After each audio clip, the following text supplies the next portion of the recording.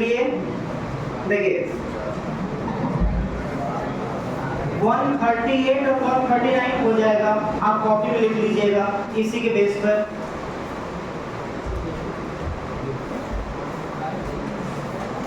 अच्छा, जो सिंपल नहीं महा सिंपल क्वेश्चन है उसको नोट करवा दे रहे हैं, वो केवल फॉर्मूले में पटकना है, ऑटोमेटिक मतलब सॉल्व भी नहीं करेंगे आंसर आ जाएगा। हाँ, जो एकदम सिंपल क्वेश्चन है वो नोट करा दे रहे हैं, केवल फॉर्मूले में रखना है। लिखिए कौन सा, अब पहले लिखिए आसान क्वेश्चन,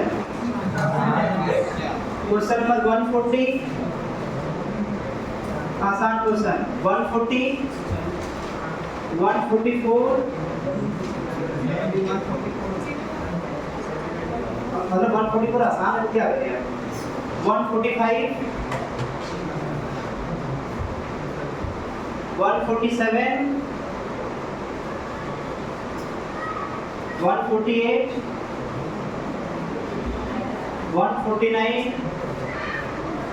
151, 155, 158, लेकिन ध्यान देंगे 158 तभी आसान होगा जब क्वेश्चन नंबर हम ट्राई करेंगे 143, क्लियर, और फिर इसका 166, 166, क्लियर। आसान का मतलब क्या हुआ, फॉर्मूले में रखना है, आंसर आ जाएगा। चलिए अब आते हैं क्वेश्चन नंबर 10 मिनट बाकी है और ये लास्ट टाइप है, क्लियर ना। ध्यान से देखना है, 141 और 143 आंसर सेम है, मतलब ऑप्शन एक जैसा है। 141 143 ऑप्शन एक जैसा है,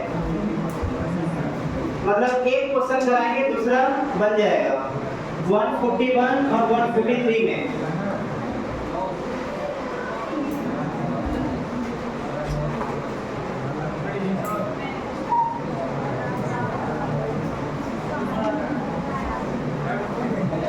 हाँ, ध्यान से सुनिए, ध्यान से देखिए, हम ऐसा करते हैं 143 को सॉल्व कराते हैं। तो इसमें लिखा हुआ है a engine pump is used to pump a liquid of the density, मतलब यहाँ से जो है लिक्विड को पंप किया जा रहा है, जिस लिक्विड का डेंसिटी रो है, कंटिन्यूअसली लगातार। हालत है, इसको ध्यान से सुनिए, इसमें कैसे क्या प्रोसेस है भैया, इंपॉर्टेंट है। तो the pipe of the cross section area, उसका जो पाइप का क्रॉस सेक्शन एरिया दिया है वो कितना दिया है, a। if the speed of the flow of the liquid in the pipe is v, मतलब इसका स्पीड दिया है v, then the rate at which kinetic energy is being imparted to the liquid, मतलब बोल रहा है rate at which kinetic energy imparting, मतलब kinetic energy का रेट पूछ रहा है। अब ध्यान सुनना, इधर है काइनेटिक एनर्जी का रेट, बताइए काइनेटिक एनर्जी क्या होता है, डिवाइडेड बाय टाइम। ध्यान से देखना है, वेलोसिटी कांस्टेंट है तो हाफ v स्क्वायर बाहर,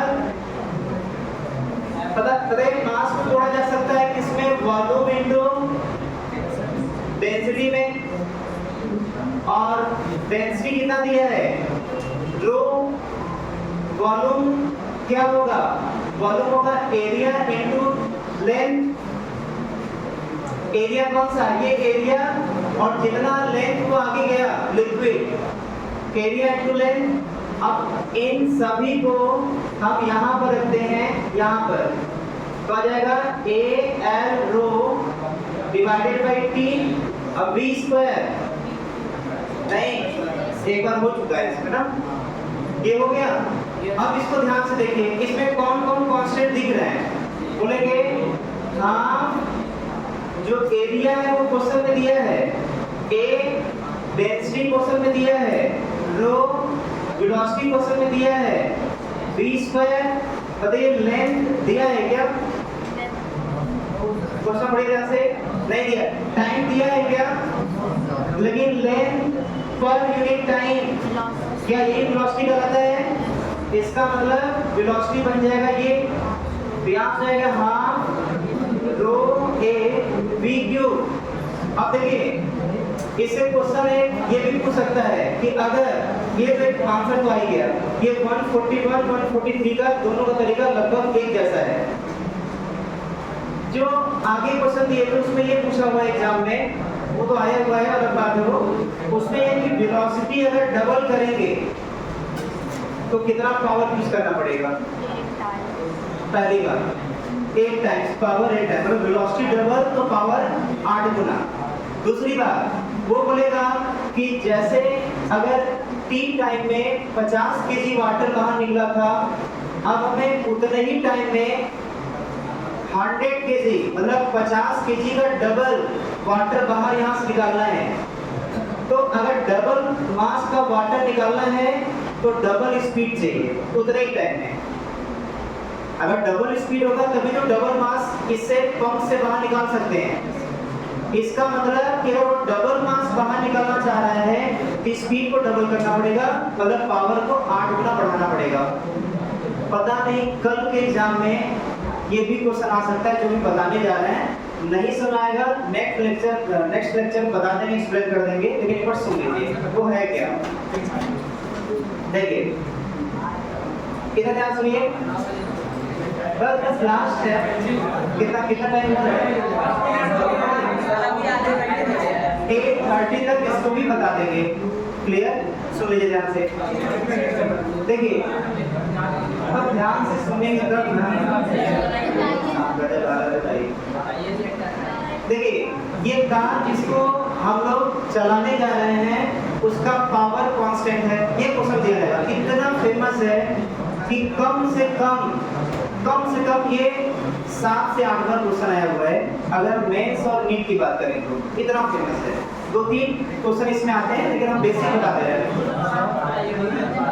इसका पावर जो है, अब जो पढ़ने वाला बच्चा ध्यान से सुने, चिल्लाने वाला बच्चा चिल्लाता है। Clear?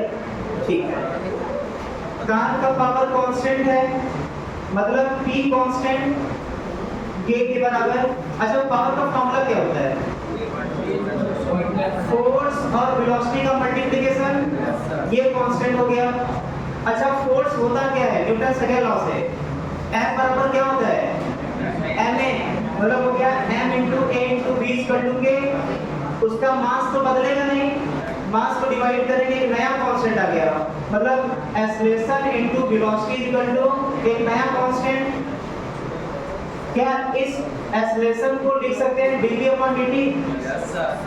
dv/dt × v = k plus dt का मल्टीप्लाई करेंगे, इंटीग्रेशन करेंगे, ये आ जाएगा v² = t k डैश की